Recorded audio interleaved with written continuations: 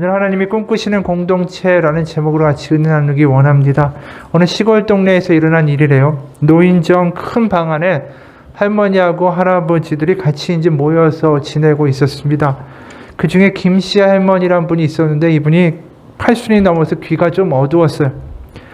하루는 김씨 할머니가 노인정에 갔는데 그분이 제일 싫어하는 약국집 송씨 할머니도 노인정에 와 있었습니다. 그날도 여느 때와 마찬가지로 송씨 할머니는 자기 자랑을 막 늘어놓기 시작하는 거예요. 아이고, 우리 아들이 최고급 벤츠 세단을 샀는데 얼마나 좋은지 몰라. 하지만 귀가 어두운 이 김씨 할머니는 이걸 듣고 큰 소리로 핀잔을 주었습니다. 아유, 저 할망구는 별것도 아닌 걸로 맨날 자랑질이요. 인자는 허다허다 안 되니까 배추 세단 산 거 가지고 자랑질하고 자빠졌어. 벤츠 세단, 이 고급차를 배추 세단으로 알아들은 거죠. 그러니까 송씨 할머니가 가만히 있었겠어요. 아, 귀가 먹어서 이런 것도 모른다고 무식한 할망구라고 막 티격태격 싸움이 벌어졌습니다. 그때 옆에서 묵묵히 장기를 두고 있던 노인정의 최고 어르신 왕씨 할아버지가 버럭 소리 질렀습니다. 아, 시끄러. 이 할망씨들이 아까부터 왜 자꾸 반스 3장 가지고 갖고 난리들이요. 그냥 적당히 입어. 귀가 어두우면 오해가 생기고, 오해가 생기면 다툼이 나고, 이 오해들이나 여러 가지의 문제들로 다툼이 일어나는 공동체들을 많이 보게 되죠. 다툼이 있는 곳이 우리 주변에도 얼마나 많은지 몰라요. 정치를 봐도 그렇고, 회사도 그렇고, 사람이 모인 곳에 다툼이 많죠. 오늘 우리가 읽은 이 본문에도 이런 다툼의 모습들이 등장하고 있습니다. 22절에 보면 나는 너에게 이르노니 형제에게 노하는 자마다 심판을 받게 되고 형제에 대하여 라가라 하는 자는 공에 잡혀가게 되고 미련한 놈이라 하는 자는 지옥불에 들어가게 되리라. 여기 말을 가만히 보다 보면 형제라고 불리울 정도면 아주 가까운 사이 아니겠어요? 형제나 자매한테 이 라가 이렇게 욕을 한다라는 거예요. 라가가 히브리어인데 지금의 말로 바꾸면 돌대가리, 미련한 놈, 바보란 뜻이에요. 이런 경멸적인 말들을 이제 뒤에서 또 안 듣는데 이런 식으로 막 쏟아내는 사람들이 있는 거죠. 마치 우리가 커다란 어떤 그림을 보는 것 같아요. 한쪽 면에는 그렇게 형제라고 하면서 뒤로는 막 욕하고 있는 장면이 보이죠. 또 한쪽 장면에는 뭐가 보이냐면 23절 그러므로 예물을 제단에 드리려다가 거기서 내 형제에게 원망 들을 만한 일이 있는 것이 생각나거든. 같이 예배를 드리는 공동체입니다. 같이 예배해요. 제사드립니다. 그런데 서로 뭔가 위안을 주고 위로를 주고 우리 하나님의 백성이다라는 어떤 확신 가운데 같이 살아가는 게 아니라 서로 원한을 쌓으면서 분탕질이 일어나고 있는 모습입니다. 그러니까 그림으로 보면 같이 딱 예배를 경건하게 드리는 것 같지만 한쪽 눈으로는 누구를 굉장히 힐난하면서 분노하고 있는 그 얼굴들이 보이는 거죠. 그리고 25절에는 법정에 고발하는 일까지 발생하죠. 너를 고발하는 자와 함께 길에 있을 때 급히 사화하라. 이게 뭔가 이게 좀 다툼의 모습들이 굉장히 보인다라는 거예요. 이게 뭔가 제대로 되는 모습은 아니라는 거죠. 왜냐하면 유대인들이 결국 어떠한 정체성으로 살았습니까? 우리는 율법을 지키는 하나님의 백성이다라는 정체성을 가지고 산 거죠. 율법의 근본적인 핵심 정신이 뭡니까? 하나님을 사랑하고 이웃을 사랑하라는 것이죠. 그러니까 하나님의 어떤 기대와는 전혀 정다른 사회의 모습이 그려지고 있다는 것입니다. 그렇게 살면서도 그게 하나도 이상하게 느껴지지 않던 시대였다라는 거예요.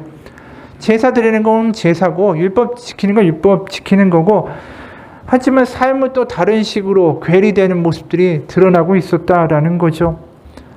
뭔가 하나님이 드러나는 삶, 느껴지는 어떤 삶, 구체적인 어떤 삶의 모습으로 나타나야 되는데 그런 게 지금 안 되고 있는 거예요. 겉으로만 지키는 것 같고 제사 제대로 지내는 것 같고 율법 지키는 것 같고 모든 것 척하지만 실제로는 위선적인 시대였다라는 거죠. 율법이 제대로 지켜진다면 이런 모습이 왜 나타나겠어요? 하나님 사랑하고 이웃 사랑하는데 재판 가고 욕하고 어떻게 이러한 모습들이 공존할 수 있겠습니까? 그러니까 예수님이 보시기에 이러한 것들이 믿는 척하고 율법 지키는 척하고 스스로 거룩한 척하고 이런 위선의 삶이 판치고 있는데 스스로는 나는 하나님과 굉장히 가까운 우린 백성이다. 아브라함의 자손이다. 이렇게 말하는 위선 덩어리들이 지금 너무 많은 거예요. 예수님이 보실 때. 그러니까 우리가 오늘의 본문을 보면서 주의해야 될 것은 이것이 우리가 오해를 하는데 우리가 현대적인 관점에서 보면 이게 어떤 개인적인 어떤 교훈같이 보인다라는 것이죠. 이걸 읽으면서 우리가 큐티할 때 뭐라고 합니까? 말 조심해야지. 음욕 품지 말아야지. 싸우지 말고 잘 살아야지. 이런 식으로 우리가 스스로 개인적인 교훈으로 이 본문을 귀결시킬 때가 너무나도 많다라는 거예요. 근데 하지만 이것은 개인적인 차원의 이야기가 아니라 그 당시 어떤 유대 공동체가 가지고 있던 위선적인 모습이라는 거죠. 율법을 잘 따른다라고 자기 스스로 말하던 이런 이들이 보여주고 있는 어떤 위선과 모순들을 지금 지적하시고 계시다라는 것입니다. 겉으로 보면 율법 잘 지키는 것 같죠. 손도 잘 닦고 뭐는 부정하니까 만지지 말아야 되고 겉으로 보면 율법 참 잘 지키는 것 같지만 속으로 보면 썩어 있는 모습이라는 거죠. 이 모순이에요. 그러면서 예수님이 오늘 말씀을 왜 하셨을까? 그런 위선적이고 모순되는 공동체가 아니라 예수님은 이제 새로운 공동체를 창조하시겠다. 어떤 청사진과 비전을 지금 보여주고 계시는 장면이 오늘 대목이다라는 거예요. 이 이야기를 좀 더 잘 이해하려면 이 본문이 어느 위치에 속해 있는가를 우리가 먼저 봐야 됩니다. 오늘 본문은 산상수훈이라고 불리우는 예수님의 커다란 설교 가운데 한 대목이에요. 산상수훈은 마태복음 5장에서 시작합니다. 5장 1절, 2절, 3절 보면 예수께서 무리를 보시고 산에 올라가 앉으시니 제자들이 나아온지라 입을 열어 가르쳐 이르시되 심령이 가난한 자는 복이 있나니 천국이 그들의 것이며 이러면서 이제 팔복이 쫙 시작이 되죠. 뭐라고 얘기합니까? 무리를 보시고 산에 올라가 앉으시니 제자들이 나왔다. 그러니까 예수님을 따라다니는 무리들, 제자들 같이 산에서 앉아서 예수님의 설교를 시작하신 거예요. 그 설교가 마태복음 5장부터 시작해서 7장 끝까지 이어집니다. 7장 28절부터 8장 1절을 보게 되면 이렇게 기록돼요. 예수께서 이 말씀을 마치심에, 그렇죠? 5장부터 시작된 말씀이 7장 끝까지 간 거예요. 이 말씀을 마치심에 무리들이 그의 가르치심에 놀라니 이는 가르치시는 것이 권위 있는 자와 같고 그들의 서기관과 같지 아니함 일러라. 8장 1절에 예수께서 산에서 내려오시니 수많은 무리가 따르니라. 그러니까 5장, 6장, 7장은 다 산에서 말씀하신 하나의 긴 설교라는 것이죠. 여기서 산이라는 어떤 장소가 주는 강력한 이미지가 있어요. 창세기에서 아브라함이 이삭을 바친 곳이 모리아산입니다. 모리아산에서 이삭을 죽이려고 할 때 하나님 멈추라고 하시고 이삭을 죽이려던 아브라함에게 12장에서 애초에 아브라함을 부르셨던 그 약속을 다시 한번 확인시켜 주세요. 창세기 22장 17절 보면 내가 너에게 큰 복을 주고 내 씨가 크게 번성하여 하늘의 별과 같고 바닷가의 모래와 같게 하리니 내 씨가 그 대적의 성문을 차지하리라. 하나님의 언약이 이 모리아산에서 다시 한번 분명하게 확언이 되죠. 또 출애굽을 하고 이제 가나안에 도착한 이스라엘 백성이 하나님이 약속하신 율법의 축복과 저주의 선언문, 그 언약문을 낭독했던 곳이 어디냐면 그리심산과 에발산이에요. 그리고 산하면 우리가 가장 잘 아는 산이 어디입니까? 시내산이죠. 시내산에서 무슨 일이 있었죠? 모세에게 하나님이 율법과 십계명을 주셨죠. 그때 장면이 어떠냐면 출애굽기 19장 17절부터 19절에 이러한 장면으로 묘사가 돼요. 모세는 백성이 하나님을 만날 수 있도록 진위로부터 그들을 데리고 나와서 산 기슭에 세웠다. 산까지 백성들을 이끌고 온 거예요. 그때 시내산에는 주님께서 불 가운데서 그곳으로 내려오셨으므로 온통 연기가 자욱했는데 마치 가마에서 나오는 것처럼 연기가 솟아오르고 온 산이 크게 진동하였다. 나팔 소리가 점점 더 크게 울려 퍼지는 가운데 모세가 하나님께 말씀을 아뢰니 하나님의 음성으로 그에게 대답하셨다. 그러면서 산기슭에 모여있는 백성들에게 하나님이 모세를 통해서 뭘 말씀하셨냐면 십계명이 그때 도착한 거예요. 그러니까 산이라는 곳이 그냥 의미 없는 장소가 아니라 이 산은 대대로 구약에서 새로운 언약과 계명들이 선포되고 더 정확하게 말하면 하나님의 공동체가 탄생한 곳이 산이었어요. 율법이 선포되고 이러한 백성이 되고 네, 우리는 그렇게 하겠습니다 라고 언약이 맺어지고 그러면서 세상과 구별되는 차별화된 하나님의 공동체가 탄생된 곳이 산이다라는 것이죠. 그 맥락에서 오늘 보게 되면 모세가 시내산에서 율법을 선포함으로 율법이 만드는 하나님의 공동체가 탄생했다면, 오늘은 예수님이 산에서 이 새로운 산상수훈을 선포하심으로 율법이 아니라 새로운 복음의 공동체가 창조되고 있는 모습이다라는 거예요. 그래서 새로운 공동체는 어떠한 법을 따라 살아가는가? 예를 들어서 27절, 28절 간음하지 말라 하였다는 것을 너희가 들었으나 나는 너희에게 이르노니 음욕을 품고 여자를 보는 자마다 마음에 이미 간음하였느니라. 예수님이 지향하시는 어떤 청사진을 보여주시는데, 그 공동체는 어떤 공동체여야 하냐면, 기존의 율법 10계명에서는 뭐라고 하죠? 간음하면 죽여라. 간음하지 말라가 10계명에 들어있는 거예요. 거기서 끝나는 거예요. 그런데 예수님이 지금 바라보고 창조하시려고 하는 새로운 공동체의 규율과 율법, 법은 뭐냐 하면 음욕을 품는 것까지 간음죄가 된다는 거예요. 게다가 살인이 아니라, 살인하면 안 된다, 살인하지 말라, 이게 10계명이잖아요. 근데 살인 정도가 아니라 형제한테 노하고 바보라고 말하고 미련한 놈이라고만 해도 지옥에 간다라는 거예요, 지금. 게다가 오른손이 실수하면 찍어버리고 오른눈이 실족하게 되면 뽑아버리라고. 이게 지금 얼마나 무서운 이야기인지 모르겠어요. 듣기만 해도 이게 숨막히는 이야기죠. 예수님이 이러한 공동체를, 이러한 어떤 법이 지켜지는 공동체를 만들어내겠다라고 하시는 것 자체가 우리가 굉장히 숨막힌 얘기 아니에요? 게다가 20절에 이런 말씀도 하시죠. 내가 너에게 이르노니 너희 의가 서기관과 바리새인보다 더 낫지 못하면 결코 천국에 들어가지 못하리라. 이야기가 우리한테 뭐 그런가 보다 들리지만 그 모여있는 사람들에게는 굉장한 충격적인 발언이에요.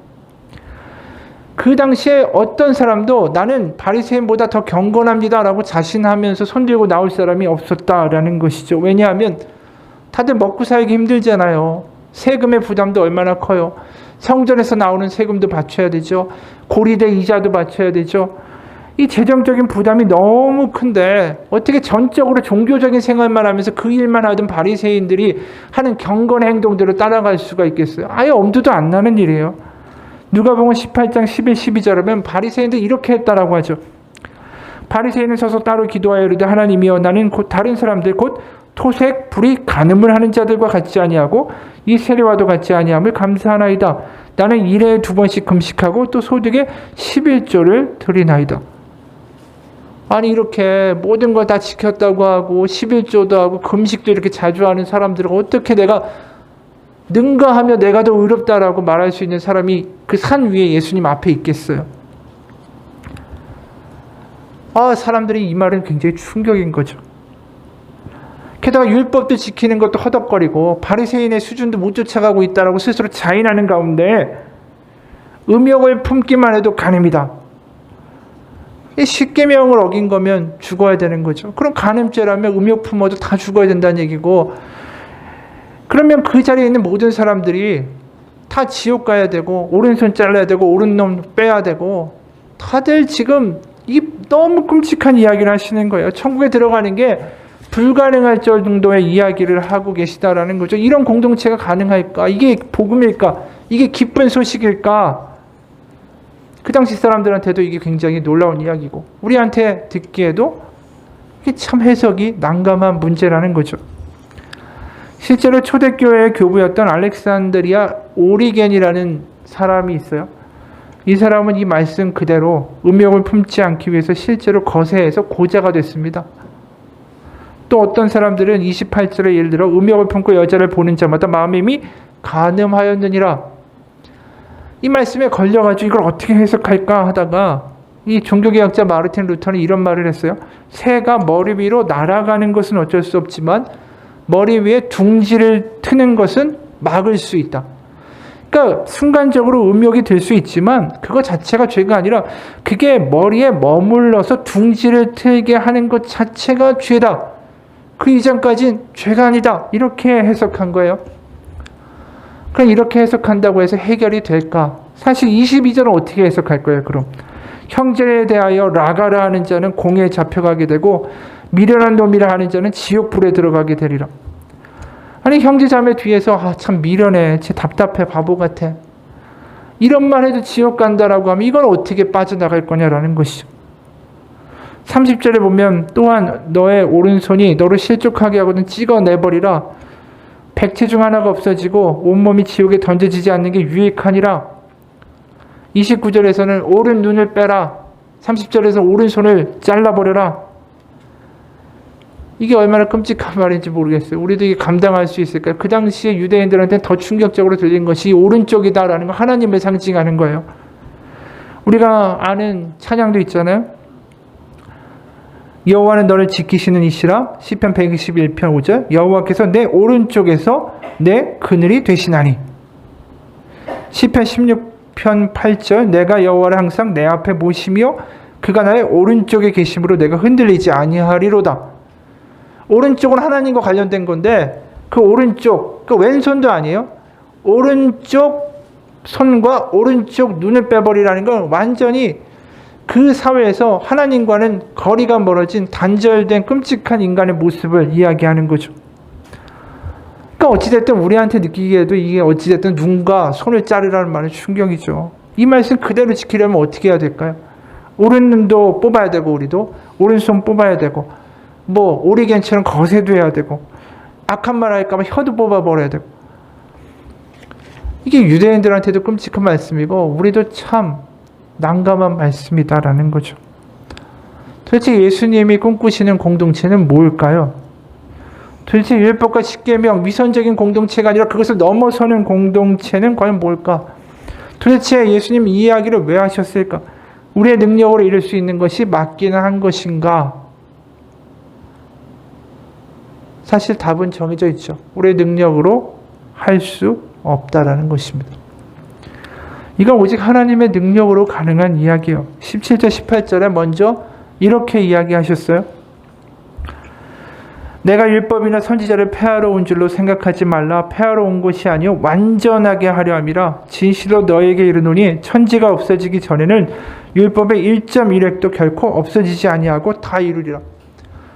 지금 거룩한 척, 경건한 척, 믿는 척, 지키는 척하는 이 위선 덩어리의 무리가 아니라 진심으로 하나님을 사랑하고 이웃을 사랑하는 공동체를 만드시겠다는 거예요. 누가요? 예수님이. 17절 18절의 행동의 주체, 성취의 주체가 누굽니까? 내가 아니라 예수님이에요.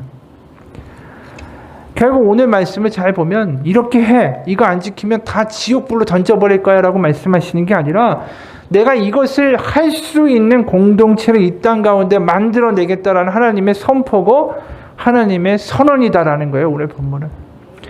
어느 목사님이 이런 글을 올렸어요. 수년 전에 아프리카에서 사역하는 선교사님의 선교 보고에 큰 감동을 받고 교회적으로 함께 동역하기를 바라며 무엇을 해드릴까 여쭤본 적이 있었습니다. 그런데 뜻하지 않게 선교사님이 바라는 한 가지는 순대를 사달라는 것이었습니다. 사역비나 시설비를 후원해달라고 부탁할 줄 알았는데 순대를 요구하시는 말씀에 의아해하지 않을 수 없었습니다. 선교를 위해서 순교까지 각오한 거룩한 선교사님이 참 이런 순대를 찾는 인간적인 면을 보는 거 놀라움이기도 했지만 이게 그 당시에 얼마나 외국에 나가서 타지에서 고생하는 것일까라는 생각이 들었습니다.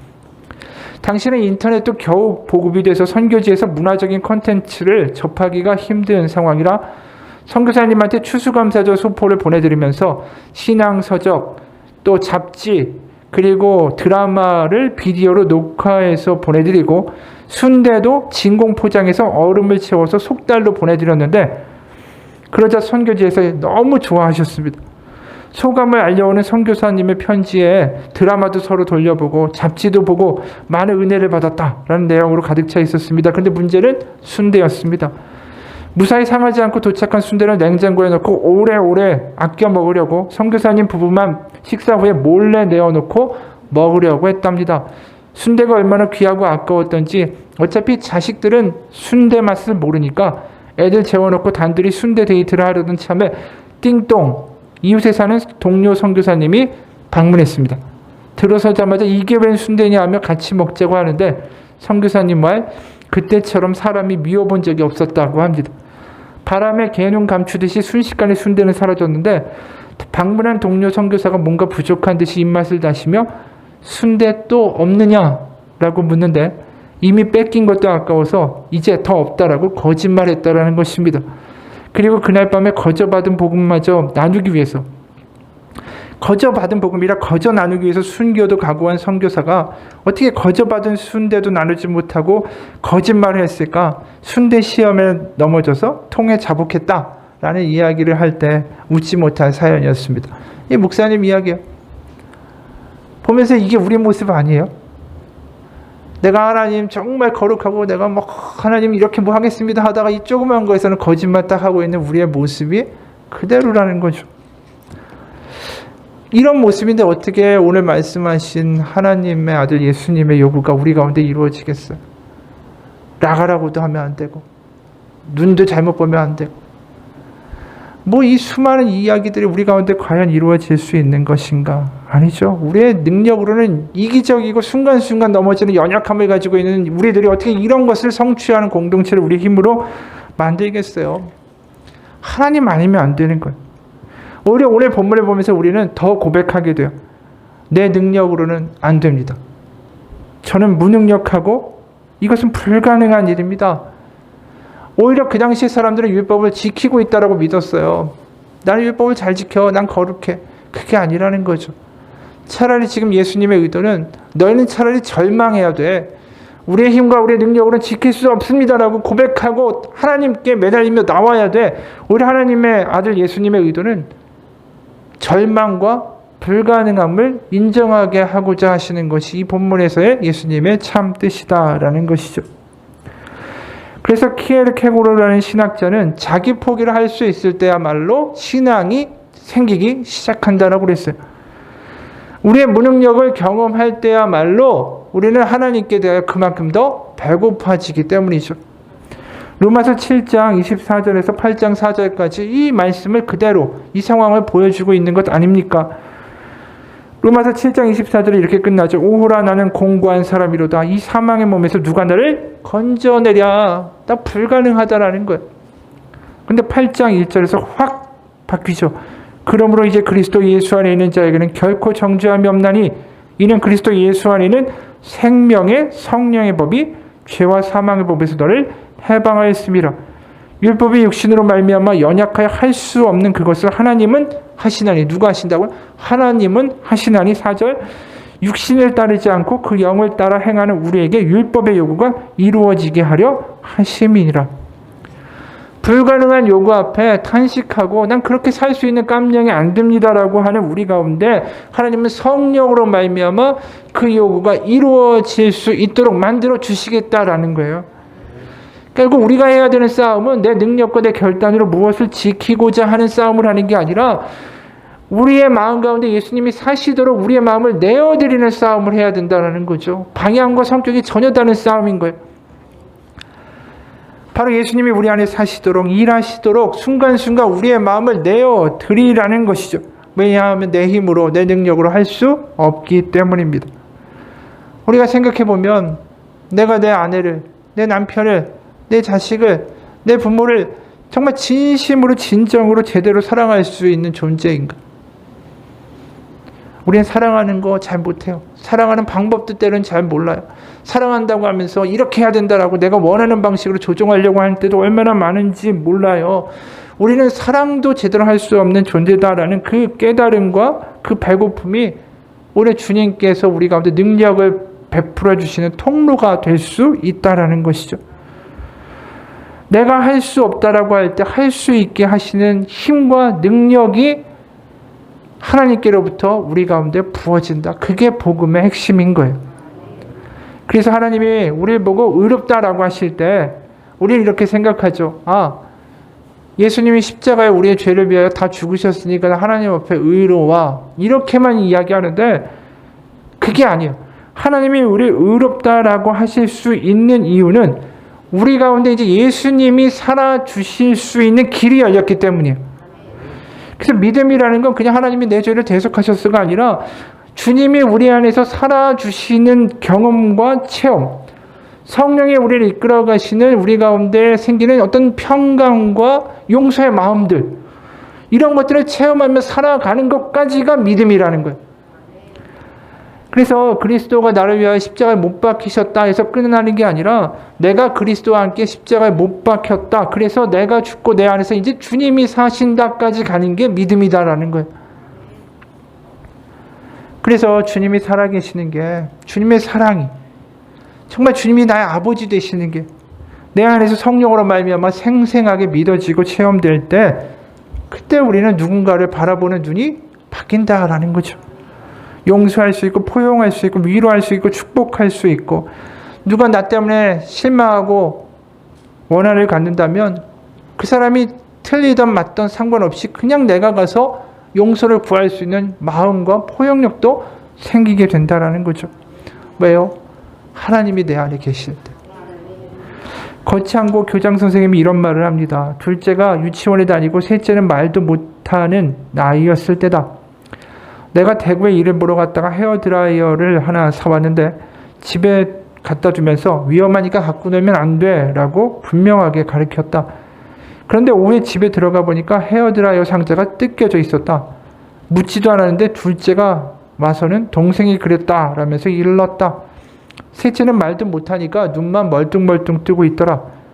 그런데 그 말을 하는 둘째는 야단 맞을까 봐 두려워 불안해하는 게 느껴졌다. 나는 아무 말도 하지 않았다. 그냥 둘째를 안아주었다. 그러자 스스로 실토하더라. 거짓말했다라고. 거짓말장애로 태어나는 아이는 없다. 자기가 잘못한 것에 대한 두려움 때문에 거짓말을 하는 거다. 일종의 보호 본능이다. 그렇게 부모의 끌어안음으로 두려움이 풀리면 아이는 알게 된다. 사실대로 말하는 것이 더 좋다는 것을. 그렇게 두려움을 응시할 힘이 생기면 거짓말이 아닌 정면 돌파의 길을 선택하는 사람으로 성장하는 것이다. 사랑은 끌어안습니다. 이 이야기를 제가 드리는 말씀은 뭐냐면, 너 왜 거짓말했어? 혼내는 걸로 아이를 바꿀 수 있는 게 아니라는 거죠. 그 아이를 끌어안아주는 순간 그 아이는 거짓말 안 해도 괜찮다라는 것을 아는 아이가 된다라는 거예요. 바로 하나님이 우리를 바꾸시는 방법은 율법으로 하지 마가 아니라, 내가 너를 사랑하고 내가 너와 함께하고 내가 너 안에서 같이 살아주기 원한다. 난 너의 아버지다라는 걸 경험케 하심으로 우리의 삶의 변화를 만들어내기 원하신다라는 것이죠. 그래서 음욕을 품지 말라. 이 이야기도 우리가 그분의 사랑이 우리 가운데 있다면 상대방이 어떤 도구처럼 보이지 않고 음욕의 대상처럼 보이지 않고 나처럼 하나님의 사랑을 받는 존재로 보일 수밖에 없다라는 거예요. 내 안에 하나님의 마음이 있고 하나님이 같이 계시면 상대방을 보면서 우리가 순식간에 어떻게 저 사람을 이용할까? 어떻게 저 사람이 나에게 도움이 될까가 아니라, 저 사람도 나같이 상처 있고 하나님의 긍휼이 필요한 대상으로, 존재로 보인다라는 거죠. 뭡니까? 결국 내 안에 하나님의 사랑, 하나님의 성령, 예수님이 내 안에서 같이 살아주실 때 이 모든 오늘 나오는 본문의 요구들이 성취된다라는 거예요. 그러면 우리가 다른 게 보이는 거죠. 지금 말한 것처럼. 우리의 오른 눈이 오늘 본문처럼 이야기하면 우리의 오른 눈 가운데 다른 게 보이고, 우리의 오른손이 다른 일을 하게 되는 거고, 우리의 혀가 다른 말을 하게 되는 거예요. 왜 안 했냐? 너 왜 이 모양이냐? 왜 옷차림이 이 모양이야? 이 꼴이야? 이렇게 비난하고 지적하는 말이 아니라, 하나님 우리 가운데 계시면 우리의 말과 이야기가 약한 자한테 소망을 주고, 상처있고 열등감과 우울증에 시달리고 무너진 사람들에게 회복과 생명과 능력이 임했다라는 이야기들로 우리의 말이 변하게 되는 거죠. 우리 가운데 성령이 오시면 그렇게 된다라는 거예요. 하나님 우리 가운데 사시면 된다라는 거예요. 우리가 해야 될 건 그분 안에 우리의 마음을 내어드리는 거죠. 그래서 우리가 산상수훈에서 이렇게 부담스러운 말씀만 하신 게 아니라, 이것을 이루기 위하여 어떻게 해야 되는가도 말씀하셨어요. 답도. 그게 마태복음 6장 9절 10절이에요. 마태복음 7장 7절에서 11절입니다. 마태복음 7장 7절에서 11절이에요. 뭐라고 하시냐면, 우리가 너무나도 잘 아는 말씀이죠. 구하라 그리하면 너에게 주실 것이요, 찾으라 그리하면 찾아낼 것이요, 문을 두드리라 그리하면 너에게 열릴 것이니, 구하는 이마다 받을 것이요, 찾는 이는 찾아낼 것이요, 두드리는 이에게는 열릴 것이니라. 너희 중에 누가 아들이 떡을 달라 하는데 돌을 주며 생선을 달라 하는데 뱀을 줄 사람이 있겠느냐? 너희가 악한 자라도 좋은 것으로 자식에게 줄 알거든 하물며 하늘에 계신 너희 아버지께서 구하는 자에게 좋은 것으로 주시지 않겠느냐. 우리가 여기서 보면 구하라, 찾으라, 두드리라. 이게 너무 유명한 구절이죠. 근데 뭘 찾고 뭘 구하고 뭘 두드리라는 것이죠? 하나님이 주실 좋은 것이죠. 마태복음 7장 11절에서 이렇게 얘기합니다. 하늘에 계신 너희 아버지께서 구하는 자에게 좋은 것으로 주시지 않겠느냐. 하지만 누가복음 11장 13절에서 이 똑같은 구절을 정확하게 이렇게 표현해요. 너희가 악할지라도 좋은 것을 자식에게 줄 줄 알거든 하물며 너희 하늘 아버지께서 구하는 자에게 성령을 주시지 않겠느냐 하시니라. 이 이야기예요. 우리가 앞에 나와 있는 지금 우리가 읽은 이 부담스러운 요구들, 어떻게 이것이 이루어지겠습니까? 라고 말할 수 있는 이 5장의 요구들이 어떻게 이루어질 수 있느냐고요? 성령님을 주심으로. 구하고 찾고 두드리라는 거지 뭐 성령님을 주실 테니까 그 능력으로 말미암아 하나님의 사랑의 부으심으로 말미암아 그분이 함께 하심으로 말미암아 너희가 이 일을 하고 새로운 하나님의 복음의 공동체가 이 땅 가운데 내가 이루어지도록 만들 것이다. 이거예요. 그러니까 산상수훈의 커다란 맥락 안에 지금 이것이 같이 돌아가고 있다는 거죠. 그럼 어떠한 공동체가 만들어지냐 하면 마태복음 6장 9절 10절 이것도 산상수훈이죠. 이것도 우리가 너무나도 잘 아는 구절이에요. 주기도문이죠. 그러므로 너희는 이렇게 기도하라. 하늘에 계신 우리 아버지여 이름이 거룩히 여김을 받으시오며 나라가 임하시오며 뜻이 하늘에서 이루어진 것 같이 땅에서도 이루어지리이다. 이 기도가 우리라고 이야기하잖아요. 하나님의 성령 가운데 하나님의 임재하심을 경험하는 우리, 바로 우리의 아버지신 하나님이시여 하나님의 나라가 임하게 해달라고 기도하는 거잖아요. 주기도문의 스케일이 얼마나 커요.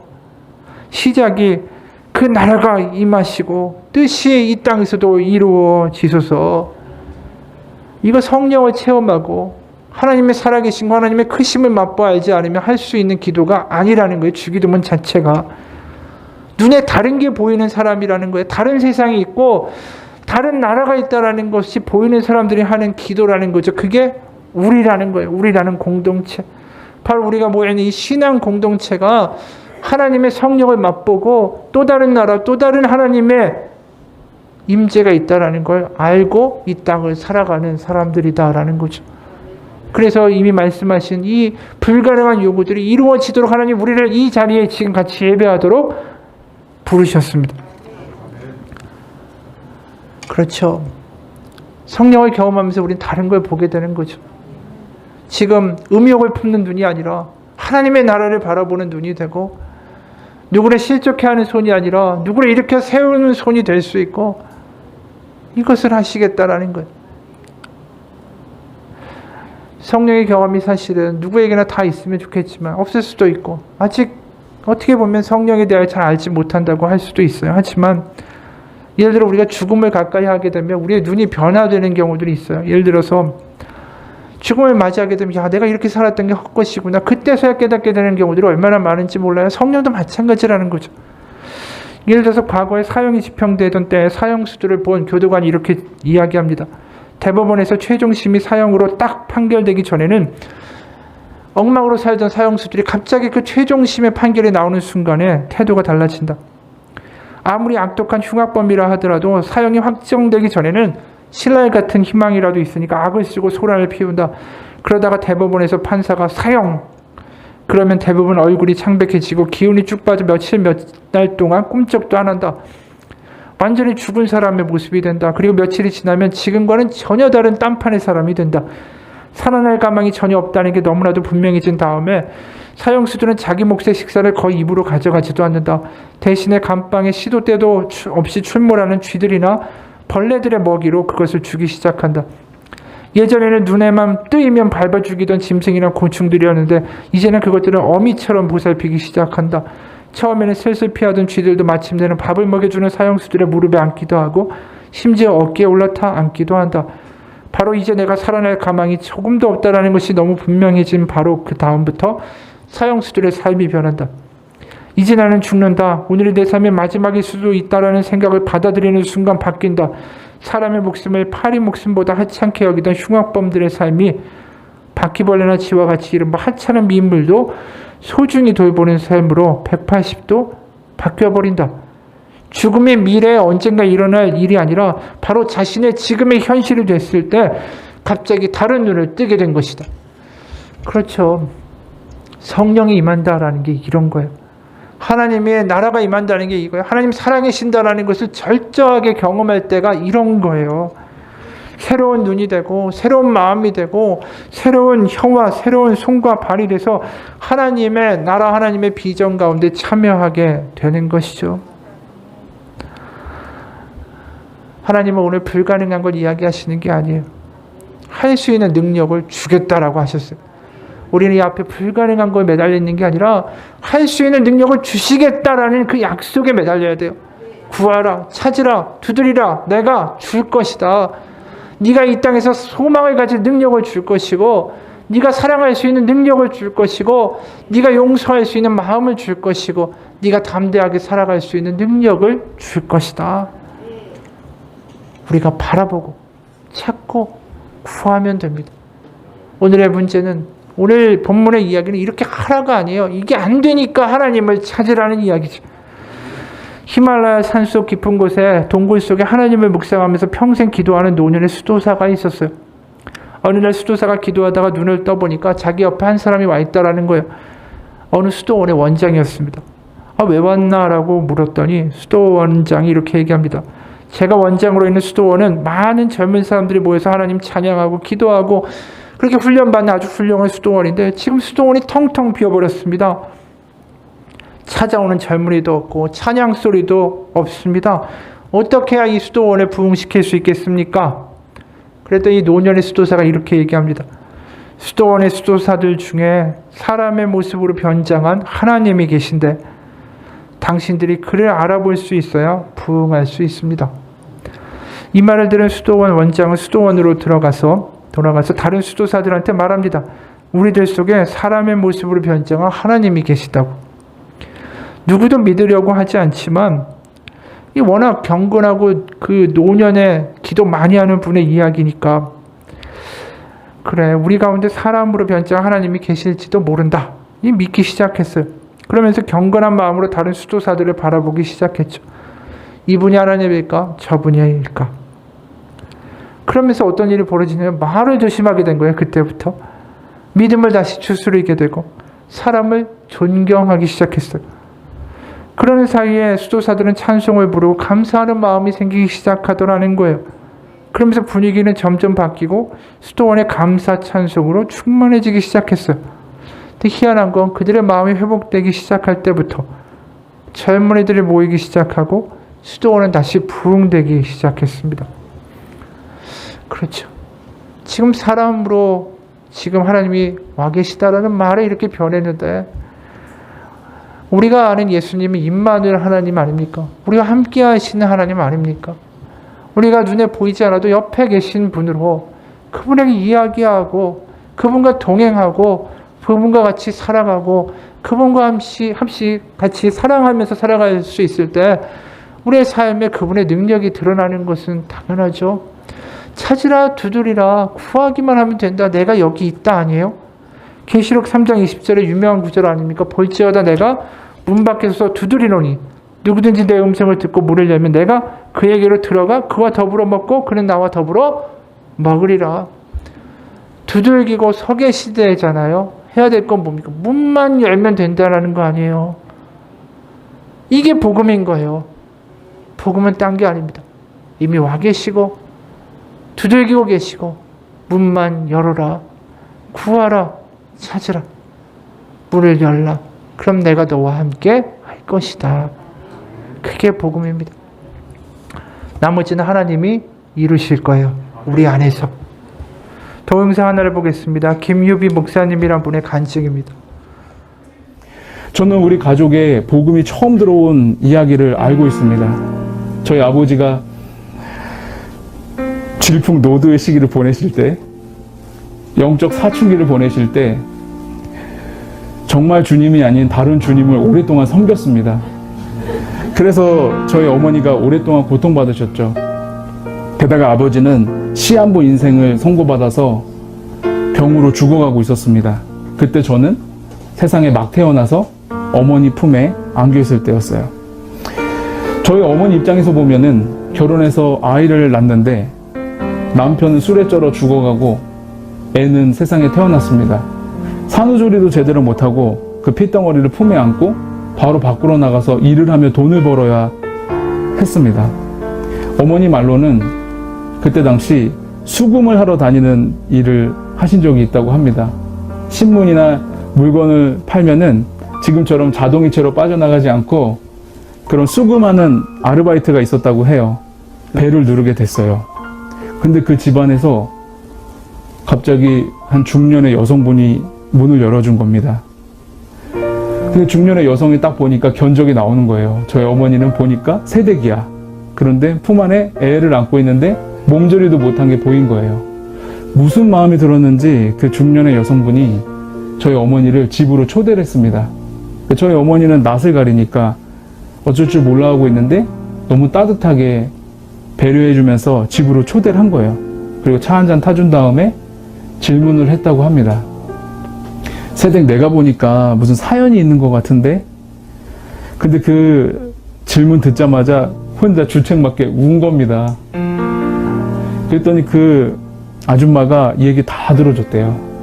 그리고서 나랑 잠깐 가자고. 그래서 은행 가가지고 그때 당시 꽤 큰 돈을 찾아서 주면서 남편 살려보자고. 이걸로 고깃국 사가지고 남편 해먹이면서 기운 좀 나게 해보라고. 그리고 계속 교회로 전도를 했대요. 알고 보니까 권사님이셨던 거예요. 그래서 우리 가족에게 복음이 최초로 전해진 겁니다. 근데 기적적으로 저희 아버지가 병이 나은 거예요. 그래서 폐의 3분의 1 다 없어졌는데 거기서 멈추고 주님이 살려준 겁니다.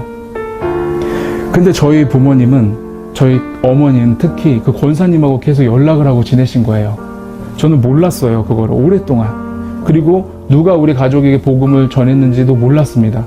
왜냐면 저는 어머니가 저를 전도하셨고 우리 부모님이 힘들게 신앙생활을 했기 때문에 오랫동안 몰랐죠. 그런데 어느 날 어머니가 얘기를 하시더라고요. 어떤 권사님이 우리를 전도하셨다. 근데 그 권사님의 남편분과 권사님이 너무 귀하신 분이다. 제가 그래서 그거를 보고 그 검색을 해봤어요. 그랬더니 그 권사님의 남편분이 연세대 의대의 김명호 박사님이신데요. 그분이 원주대학교 초대 그 학장을 하셨다고 하더라고요. 그리고 연세대 의대 명예교수시고 정년 은퇴한 다음에 네팔에 가셔서 네팔 선교하시면서 전 재산과 자신의 모든 지식과 경험을 다 네팔에 쏟아부으셨어요. 그 네팔에 보건대학, 국립대학을 하나 세우시고 네팔의 의료를 엄청나게 성장시키셨다고 하더라고요. 그런 분이 부족함이 없었을 거예요. 그 세대한테 뭔 관심을 가집니까? 그 집에서. 근데 그 가운데 복음을 전해주셨어요. 근데 어느 날 제가 이제 미국을 다 이제 갈 준비를 하고 이제 출국이 얼마 안 남았는데 어머니가 어렵게 운을 떼시더라고요. 권사님이 위독하셨다. 건강이 완전히 망가지셨다. 그래서 너 가면은 어떻게 될지 모를 것 같은데 그냥 한번 찾아뵙고 인사드리는 게 도리인 것 같다. 생각해보니까 그래요. 그 도리죠. 살아계실 때 한 번은 뵈야 되니까. 너무 부끄러운 거예요. 쥐뿔도 없으니까. 그래가지고 제가 아내한테 상의를 했더니 아내가 왜 그걸 이제 얘기했냐고, 가자고. 그래서 그때 저희 집에 1, 2, 3호가 있었는데 1호, 2호밖에 없었거든요. 첫째, 둘째만 데리고 저기 서울 외곽에 아주 작은 아파트에 사시더라고요. 갔는데 충격받았어요. 갔더니 검소한 걸 넘어서 너무 검소하신 거예요. 집에 가구가 거의 없으시더라고요. 어머니가 설명해 줬어요. 가진 걸 다 선교에 쏟아부으셨다고. 갔더니 그 받은 상이랑 트로피랑 감사패 같은 게 이렇게 좀 괜찮은 캐비넷에 이렇게 있어야 되는데 안 쓰는 방에 방바닥에 다 내려져 있더라고요. 그래서 무슨 이렇게 수집한 것도 아닌데 그냥 이렇게 약간 그냥 갖다 놓은 느낌이 들더라고요. 그것에 대해서 자부심이나 어떤 이제 만족감을 표현했다기보다는 그냥 있으니까 어떻게 처리를 할 수가 없으니까 거기다 그냥 쌓아놓은 것 같은 느낌이 들었어요. 연로하시죠. 권사님 기운도 없으시고. 가서 제가 인사를 드렸는데 다른 건 다 땅바닥에 있어요. 감사패, 트로피 이런 거 다 땅바닥에 있는데 제가 온다고 하니까, 우리 가족이 온다고 하니까 그 이제 박사님이랑 권사님이 흑백 사진 한 장을 딱 품에 이렇게 갖고 있더라고요. 너무 순수하게. 갔더니 다른 거는 일절 얘기 안 해주고 이 사진 좀 보라고. 봤더니 뭐냐면은 흑백 사진인데 천막교회를 개척하는 그 사진이에요. 나 예수님 때문에 여태까지 살았다고. 예수님 때문에 살았다고. 근데 저랑 아내랑 갑자기 말할 수 없는 감격에 빠진 거예요. 세상에, 어머 세상에 어떻게 이럴 수가 있지? 그래서 제가 용기 내서 민망함을 깨고 고백을 했어요. 박사님, 권사님, 인사 늦었습니다. 더 늦기 전에 오고 싶었습니다. 그때 저희 어머니 품 안에 안겨있던 핏덩어리가 접니다. 복음 전해주셔서 감사합니다. 덕분에 우리 가족이 다 예수 믿었습니다. 제 아이들 덕분에 하나님의 자녀를 잘 키우고 있습니다. 부족하지만 복음 전하며 일생 바치겠습니다. 면목이 없어서 늦었습니다. 그냥 있는 모습 그대로 봐주셨으면 감사하겠습니다. 했더니 두 분이 말없이 눈물이 그렁그렁 하시더라고요. 제가 물어봤어요. 어떻게 저희 어머니에게 복음을 전해줄 생각 하셨냐? 어떻게 이런 정말 하찮은 우리에게 이렇게 사랑을 베풀 생각을 하셨냐? 그랬더니 권사님이 편찮으셨다가 극적으로 일어나셔서 목소리 기운이 하나도 없어요. 근데 어렵게 힘없게 말을 하시더라고요.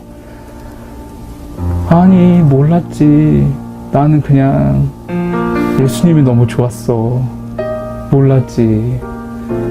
나는 이렇게 될지 몰랐지. 그냥 예수님이 너무너무 좋았어. 이렇게 얘기를 하시는 거예요. 근데 제가 눈물을 참을 수가 없어가지고 막 어떻게 해야 될지 모르겠더라고요. 한참 있다가 제 아내하고 이제 아이들하고 이제 그 집을 나오는데 제가 아내 손을 꼭 잡고 말했어요. 여보, 저 모습이 우리의 미래가 될 수 있었으면 어떨까? 제 아내도 말을 못 잇더라고요. 먹먹해서. 고개만 끄덕끄덕 하더라고요. 저는 그래서 정말 제 인생에 말할 수 없는 귀한 깨달음을 얻는 시간이었던 거죠.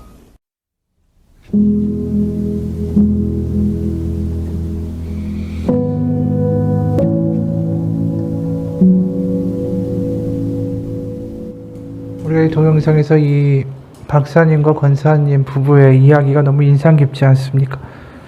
예수님 때문에 이렇게 여태껏 살았고 그냥 예수님이 너무 좋았다고. 이 영상을 보면서 우리는 알게 되죠. 믿음, 신앙은 복잡한 것이 아니다. 또 오늘의 불가능한 요구들, 이것도 복잡한 것이 아니다. 그냥 그분이 우리 안에 사시고 우리가 그분이 좋고 그분의 사랑에 감격해서 살면 나머지는 하나님이 우리 안에서 알아서 하신다라는 거죠. 바로 예수님과 함께 같이 살아가고 같이 사랑하며 살아가던 이분들을 통해서 하나님의 나라가 이루어지는 거 아닙니까? 복음의 공동체가 만들어지는 거 아닙니까? 이분들을 통해서 한 가정이 구원받았고 거기서 그 자녀가 목사가 되고 또 그 목사님을 통해서 누군가 또 구원을 받게 되겠죠. 그게 하나님의 나라입니다. 우리가 우리의 능력으로 이루는 것이 아닙니다. 그저 우리는 하나님을 사랑하고 하나님의 성령과 예수님과 동행하면 됩니다. 그렇게 주님을 사랑하고 그분이 채워주시는 사랑을 맛보아 알면서 살아가기를 축원합니다. 그렇게 하나님이 그분의 능력으로 만드시는 감격의 공동체가 우리가 주님을 바라보며 우리를 내어드렸을 때에 우리의 가정과 일터와 교회 가운데 이루어지기를 소원합니다. 그렇게 주 안에서 같이 울고 같이 기도하면서 같이 소망하는 바로 소망의 공동체, 주님 말씀하시는 우리라는 말이 부끄럽지 않은 공동체가 되기를 축원합니다. 같이 기도하겠습니다. 하나님 아버지, 믿음은 복잡한 것 같지만 너무나도 분명하고 단순한 것입니다. 주님을 사랑하고 주님의 사랑이 우리 안에 거하고 거기에 머물기만 하면 나머지는 하나님께서 알아서 하십니다. 주님께서 이루겠다라고 말씀하셨습니다. 지금도 우리의 마음의 문 밖에서 두드리고 계십니다. 문을 열면 내가 너와 더불어 먹고 내가 너와 같이 거하리라. 우리의 삶의 순간순간마다 예수님께 벽을 치고 살아가는 사람들이 아니라 우리의 삶의 순간순간마다 하나님을 찾고 예수님을 구하고 예수님을 부르는 그런 사람 되기 원합니다. 그게 답니다. 구하라, 찾으라, 두드리라, 문을 열라. 그러면 내가 너와 함께 하리라. 주님의 함께 하심을 맛보며 살아가고 주님이 좋고 나도 주님의 사랑 안에 감격하고 그렇게 살아가는 복된 인생 되게 하여 주옵소서. 예수님 이름 받들어 기도합니다. 아멘. 우리 같이 잠깐 기도합시다.